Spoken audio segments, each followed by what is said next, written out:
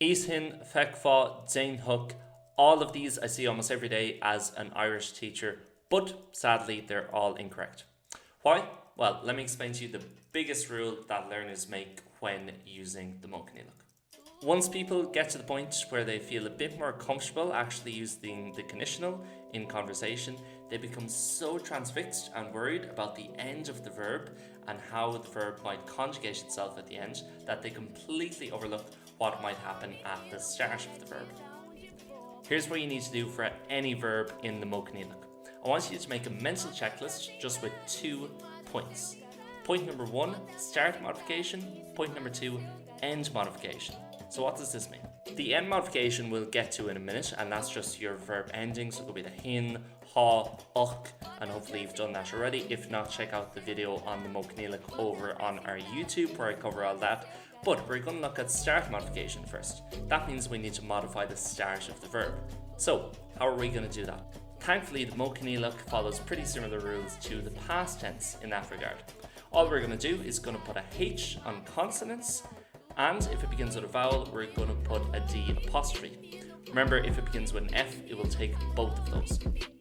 So, if I take a verb root like Jane, for example, before I start thinking about first person, second person, or any of the endings or pronouns I might stick on, I need to do my start modification first. That's number 1 always on my checklist.